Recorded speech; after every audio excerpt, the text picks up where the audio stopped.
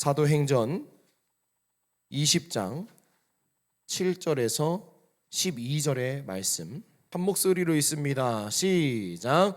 그 주간의 첫날에 우리가 떡을 떼려 하여 모였더니 바울이 이튿날 떠나고자 하여 그들에게 강론할세 말을 밤중까지 계속하매 우리가 모인 윗다락에 등불을 많이 켰는데 유두고라 하는 청년이 창에 걸터 앉아 있다가 깊이 졸더니 바울이 강론하기를 더 오래 하매 졸음을 이기지 못하여 3층에서 떨어지거늘 일으켜 보니 죽었는지라.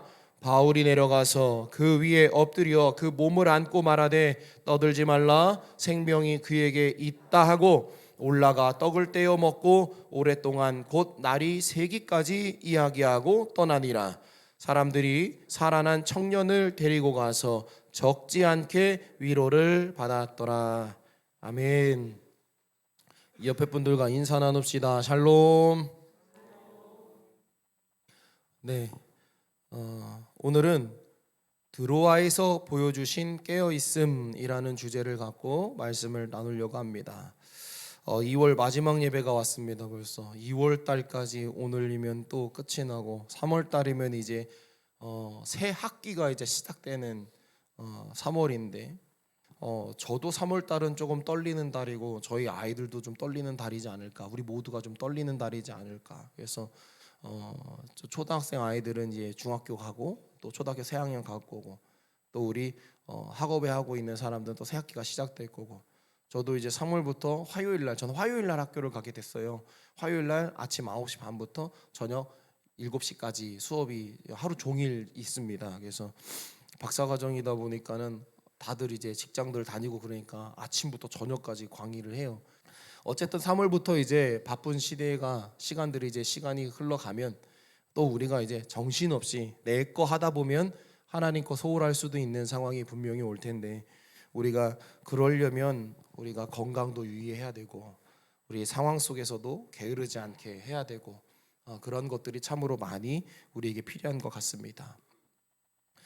햇볕은 따뜻한데 바람이 갑자기 부는 것 같아요. 그렇죠? 그래서 바깥을 보면 따뜻한 것 같은데 나가면 생각보다 너무 추워가지고 많은 사람들이 왜 이렇게 아직까지 추운가 라고 하는 것 같고, 저도 사무실에 앉아서 이렇게 타이핑을 치다 보면 손등이 너무 시려워서 이렇게 손을 비볐다가 손이 왜 이렇게 시려워? 그리고 타이핑을 다시 쳤다가 또 손 비볐다가 이렇게 하고 있는데, 왜 이렇게 2월 달에 마지막까지 추위가 이렇게 기승을 부리는지 모르겠지만 돌아오는 금요일부터는 따뜻해진답니다. 그러니까 금요일부터는 또 따뜻해지니까, 또 따뜻해지면 우리가 외부 활동이 또 많아질 것이고, 또 따뜻해지면 면역이 조금 다르게 움직일 것 같아서 또 이제 아프신 분들이 또 갑자기 막 나타날 것 같습니다. 이제 한 주만 있으면 3월 5일 수요일부터 이제 사순절이 시작이 돼요. 근데 여러분, 겉에 있는 주변 환경 조명 바꿨다고 해가지고 우리가 사순절을 잘 지내느냐, 흉내를 낸다고 잘 지내느냐, 사순절 그렇게 잘 지내지 못해요. 사순절을 지내려면 가장 먼저는 뭐가 돼야 하냐, 사순절을 통해 내 영이 얼마나 깨어있을 거냐라는 그 간절함이 없으면 사순절 아무리 흉내내도 우리가 사순절 속에서 사순절의 의미를 못 찾아요. 그래서 사순절을 맞이하기 직전인 오늘, 하나님은 또 우리에게 사도행전 20장 7절에서 12절의 말씀을 갖고 유두고를 통해 우리에게 깨어있음을 다시 한번 제공해 주시고 있어요. 그래서 오늘 우리는 깨어있음, 이 깨어있음이 뭐냐 라는 걸 한번, 다른 장황한 설명들이 참 많겠지만 그거 좀 빼고 오늘 딱 이 말씀 안에 있는 드로아에서 유두고를 통해서 우리에게 보여주시는 요 깨어있음만 오늘 한번 봐보면서 이 깨어있음을 내 영혼에게 또 내 신앙생활에 한번 적용시킬 수 있는 우리가 되었으면 좋을 것 같습니다. 먼저는 죽을 것 같은 영혼을 살릴 수 있는 영성이 우리에게 필요하다라는 것을 좀 기억했으면 좋겠어요. 자, 이거의 결론은 뭐냐? 바로 살리는 걸 말해요. 예? 여러분, 뭘 말한다고요? 살리는 거를 말해요. 그러나 살리기 이전에 죽은 것이 무엇인지, 죽는 것이 무엇인지, 죽은 상태가 무엇인지에 대해서도 우리는 좀 알아야 되겠죠. 목적을 잃어버린 거, 의미를 잃어버린 거, 의욕을 잃어버린 거, 이것은 살아는 있으나 죽은 것과 별반 다를 바 없는 모습입니다. 그 사람이 살아는 있었으나 자기 스스로가 뭔가 이제 결단을 해서 죽음을 택할 때 그 모든 사람들이 왜 그런 선택을 할까요? 목적을 잃어가고 의미를 잃었고 의욕을 상실되고 존재 자체에 대해서 많은 이제 스스로의 괴로움 속에 빠져 있다가 자기 스스로가 이제 그런 결단을 하는 거죠. 우리도 그래요. 살아는 있으나 목적과 의미와 의욕을 잃어버린 삶이 지속되면 우리는 살고 있지만 죽은 것과 거의 별반 다를 바 없다라는 것을 우리는 기억을 했으면 좋겠어요. 그래서 스스로 목적과 의미와 의욕을 찾기 위해서 가장 빠르고 확실하게 나의 감각에 영향을 주기 위한 방법을 찾아요. 사람들이 살아내려면. 그러니까 너무 힘드니까 살아야 돼라고 찾는 방법이 뭘 것 같아요? 나 살아야 돼. 이대로는 못 살아. 라고 선택하는 방법이 뭐예요? 대부분 많은 사람들이 이제 진단을 받거나 병원을 갔거나 그런 사람들도 있고, 어떤 사람들은 운동을 통해 아니면 나를 끌어줄 수 있는 좋은 매개체들과 만남을 통해 나 좀 끌어줘라고 요청을 막 해요. 그런데 이게 안 될 때에는 어떠하냐? 과한 음주나 마약을 통해서 저 자신에게 엄청난 자극을 입힐 수 있는 돌파구를 찾습니다.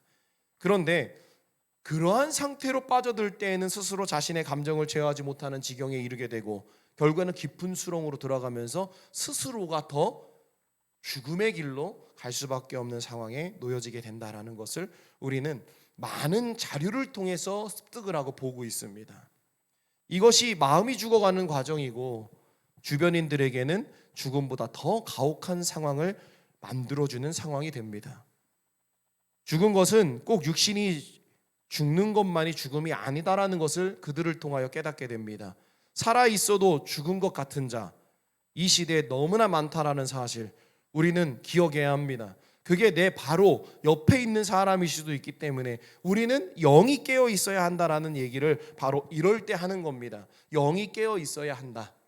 영이 깨어 있어야 위기를 볼 수 있고 죽음을 볼 수 있고 죽어가는 상황을 볼 수 있고 흔들리는 눈동자를 볼 수 있고 그들을 위해 손을 내밀 수 있고 도움을 청할 수 있고 모든 방법이 거기서 시작될 수 있다라는 것을 우리는 기억했으면 좋겠어요. 자, 그렇다면 이제는 죽은 것 같은 영혼이 무엇인지를 생각해 봐야 되겠죠.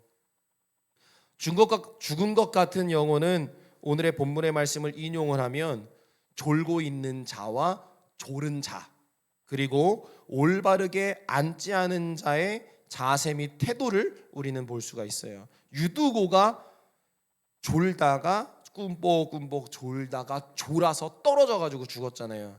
근데 어떻게 앉았더라? 창가에 걸터 앉았더라 라고 되어 있어요. 우리는 요것만 딱 끊어서 보면은 유두고가 굉장히 믿음이 없고 연약하고 불량한 사람으로 이렇게 이해를 할 수가 있거든요. 그런데 상황을 보면 또 유두고의 상황이 이해가 돼요. 오늘은 그런 상황들도 조금 보려고 합니다. 우선 수업과 회의 그리고 예배 때 졸면은 제대로 들을 수가 없습니다. 이건 정확한 사실이에요. 졸면 몰라요.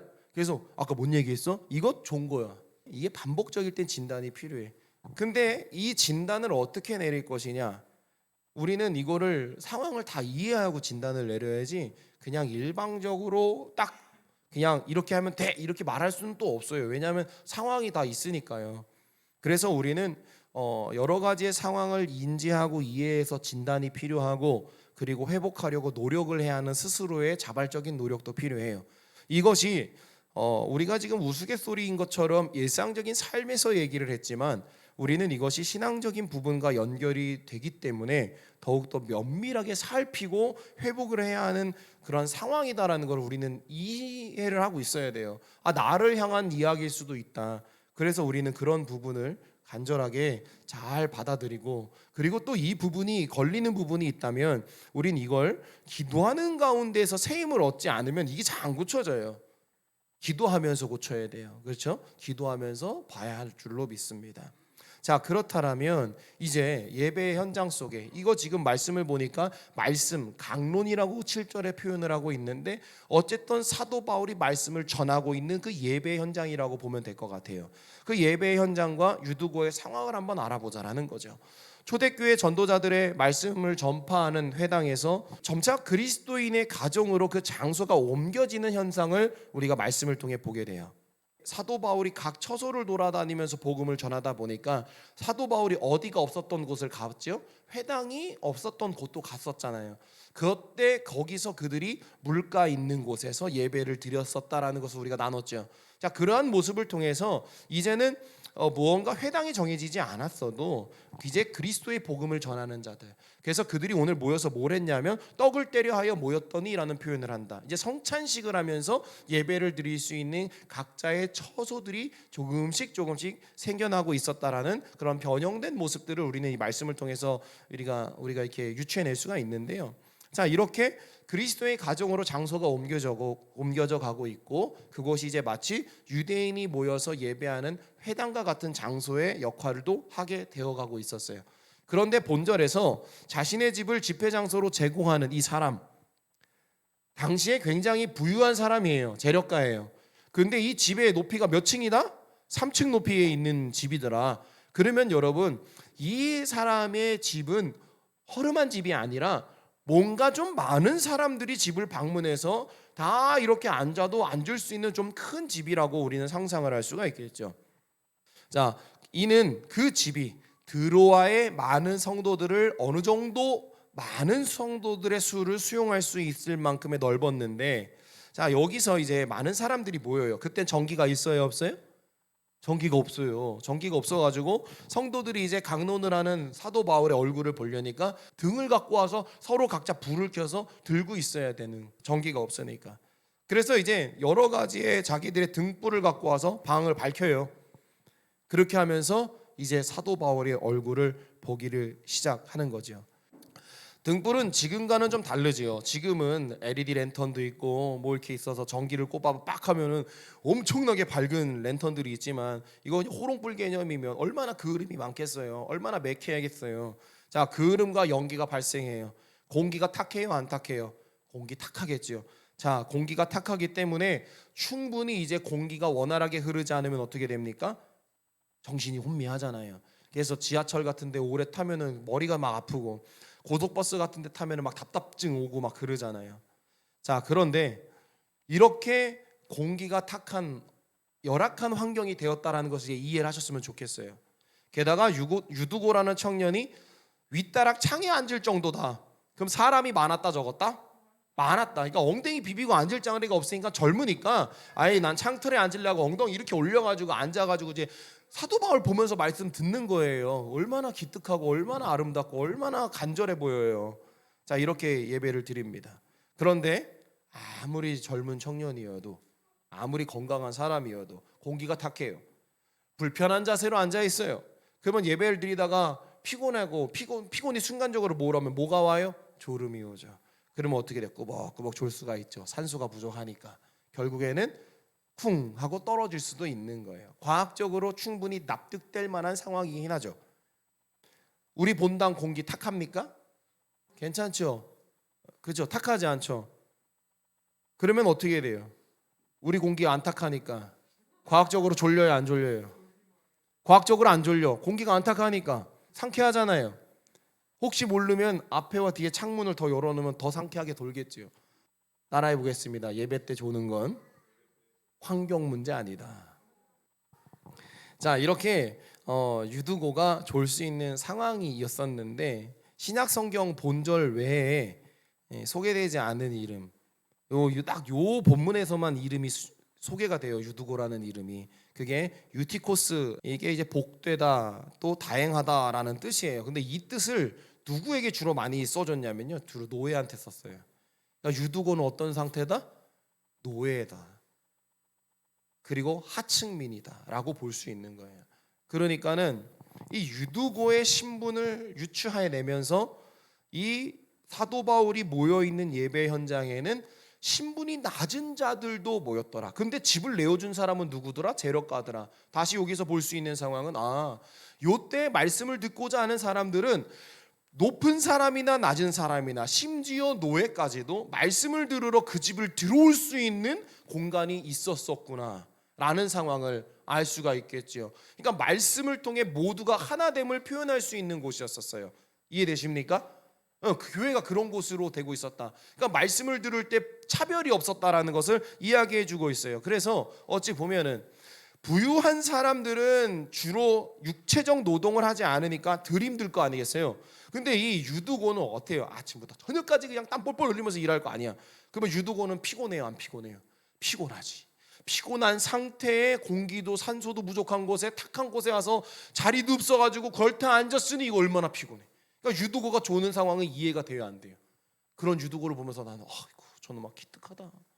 어떻게 저렇게 어려운 상황에서 예배드리려고 발버둥을 치지? 이게 될 때 유두고의 조름을 보고 우리는 안타까워할 수 있는 거지.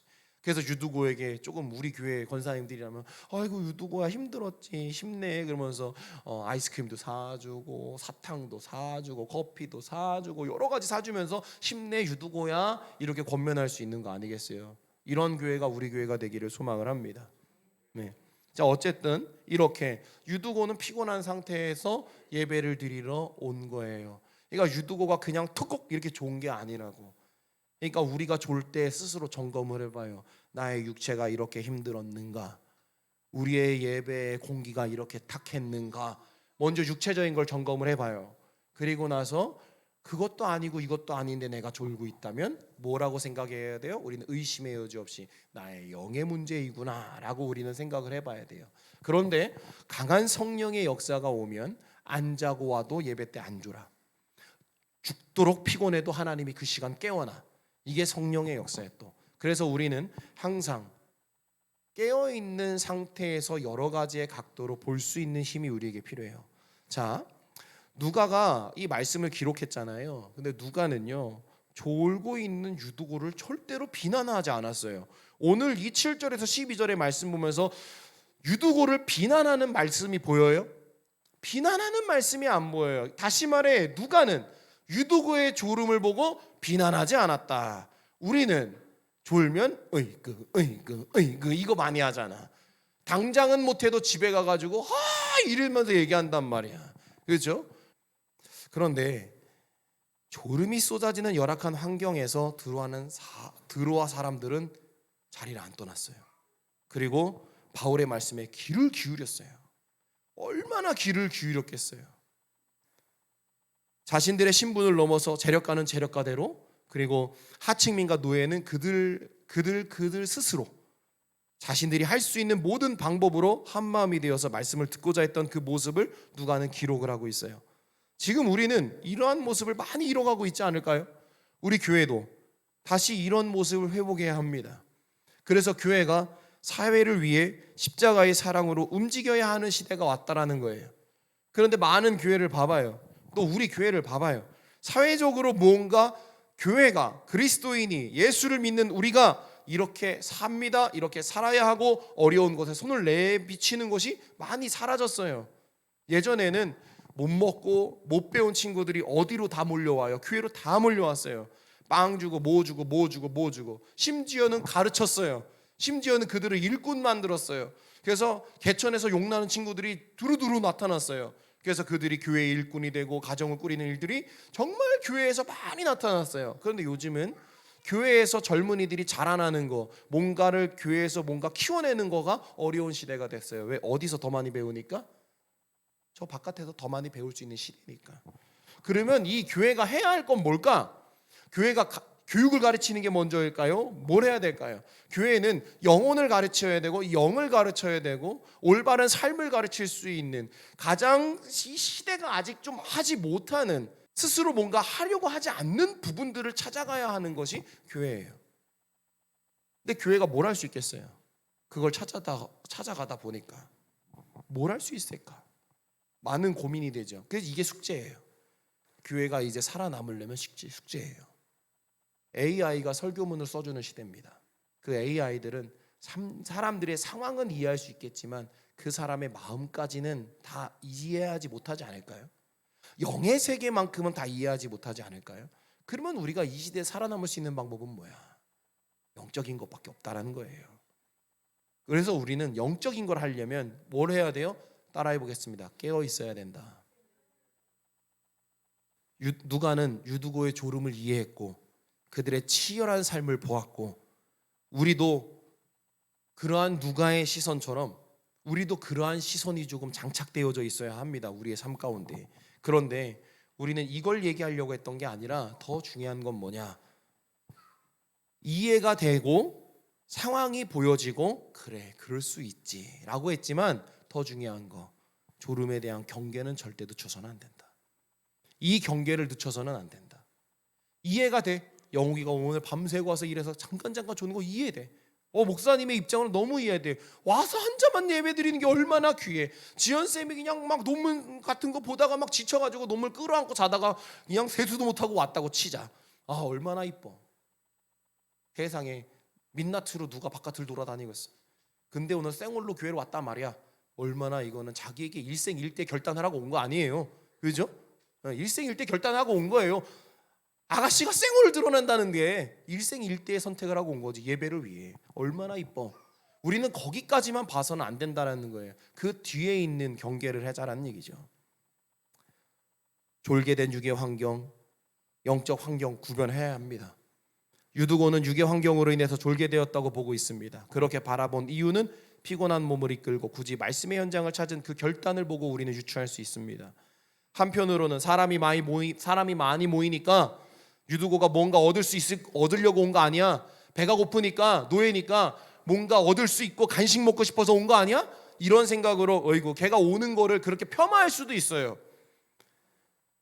뭔가 희망이 없는 삶, 기쁨이 없는 삶. 그런데 거기 가면은 사람들이 격려해 주니까 그 희망과 기쁨 때문에 교회 올 수도 있어요.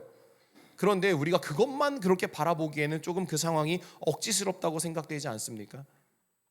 아무쪼록 이유를 막론하고 여러분 듣지 못하면 죽습니다. 이거 분명한 사실입니다. 유두고가 졸다가 떨어졌습니다. 그의 불안한 자세를 보십시오. 다시 말해서 좋지 않은 자세로 다락방에 걸터 앉아 있었습니다. 그리고 유두고에게 보여주신 모습을 가지고 유두고를 판단하는 것이 아니라 그 불안한 자세로 앉아 있는 것이 혹 나을까? 내가 지금 편안한 의자에 앉아서 예배하고 있지만 이 마음의 자세와 마음의 태도들이 불안한 상태는 아닐까? 그래서 오늘 전해지는 말씀도 오늘 뭔가 선포되는 상황도 나에게 전혀 전해지지 않고 내가 입술을 열어 하는 찬양도 내가 두 손을 높이 들고 했던 기도도 나에게 아무런 영적 도전을 주지 못하는 상태인 그러한 죽어가는 상태로 나는 앉아있는 게 아닌가. 그게 바로 불량한 자세요. 그게 바로 옳지 못한 자세와 태도입니다. 내가 그 태도로 지금 예배하고 있는 것이 아닐까.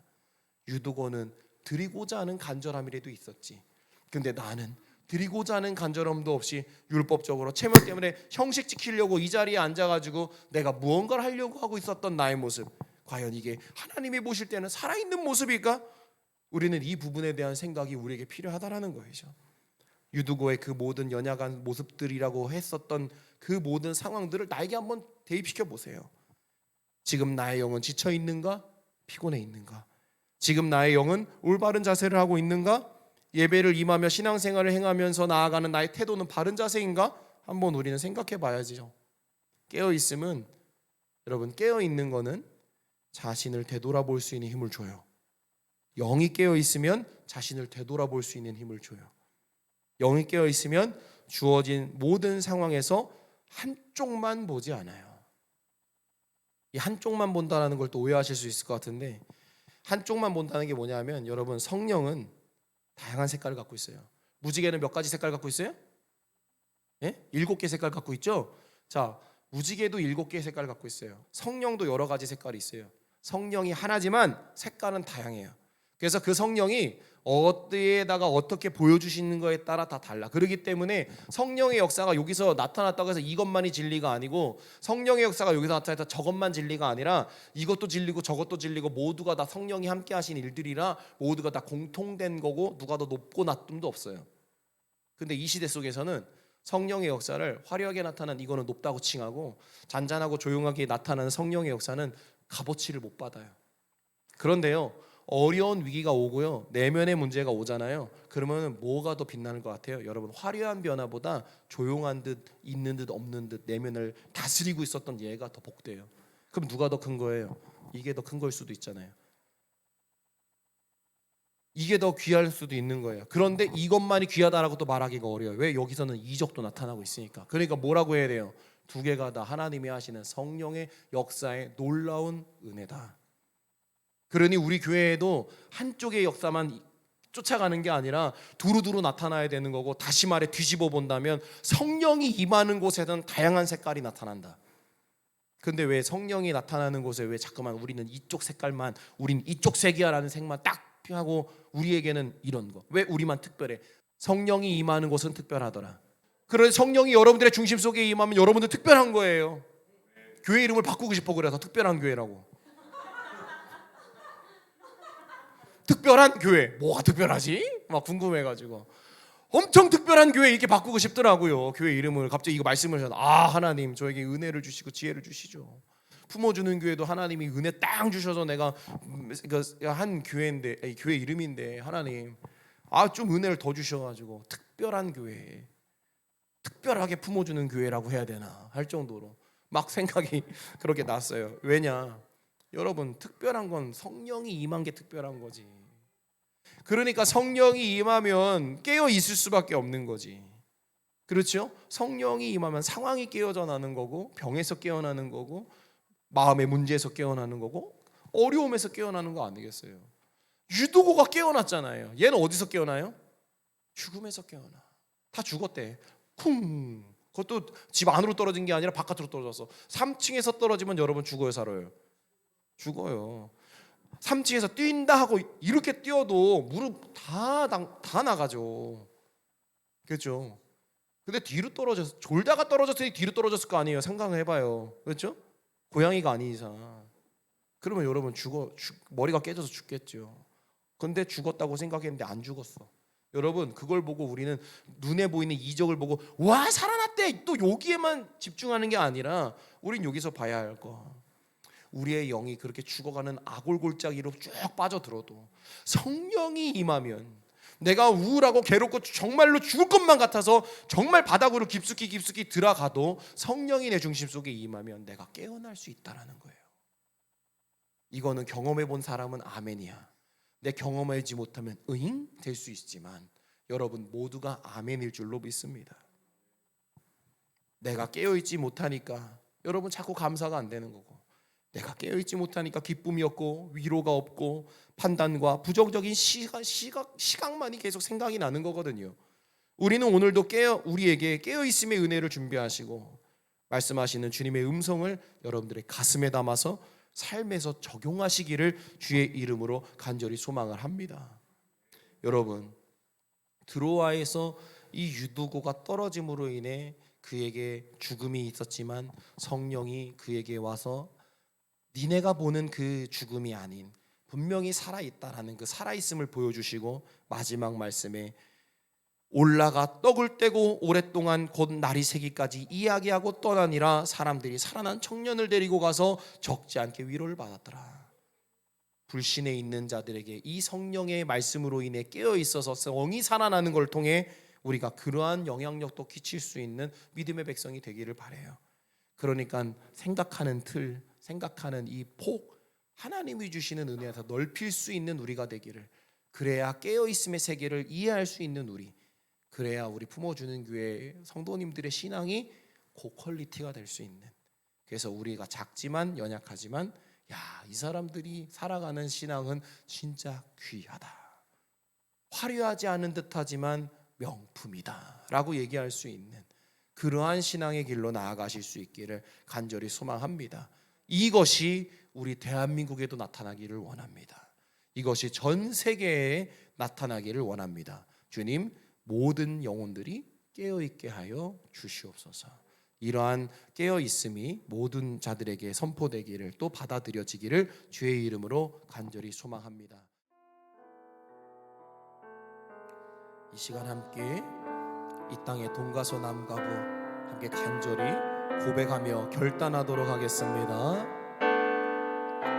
이 땅의 동가서 남가부, 이 땅의 동과서 남과 부, 가득한 죄악 용서하소서. 모든 우상들은 무너지고 주님만 높이는 나라 되게 하소서. 하소서. 이 땅에 지친 모든 영혼 주 예수 사랑 알게 하소서.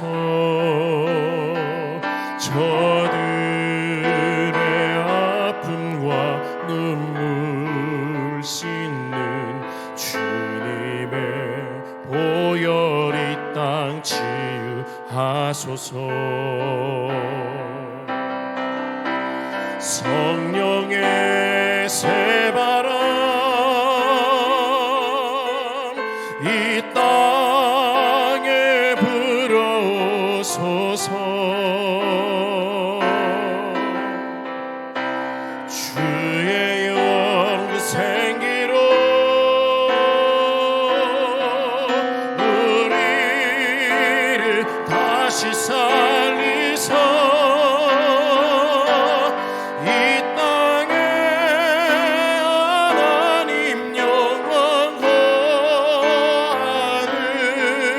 그런 나라가 되게 하소서. 열방의 하나님 영광 비추는 그런 나라가 되게 하소서. 아멘. 고맙고 감사하신 아버지 하나님, 이 땅에 성령의 바람 불게 하여 주셔서 하나님 우리의 중심이 뜨거워지게 하여 주시고, 하나님 성령의 바람 불어 우리가 특별한 그리스도인 백성 되게 하여 주시고, 하나님 성령의 바람 불어 하나님 우리가 깨어있는 믿음의 백성 될 수 있도록 우리에게 완전한 깨어있음을 허락하여 주시옵소서. 그래서 하나님 말씀대로 사는 믿음의 백성 되기를 소망하니 하나님 은혜와 능력으로 덧입혀 주시옵소서.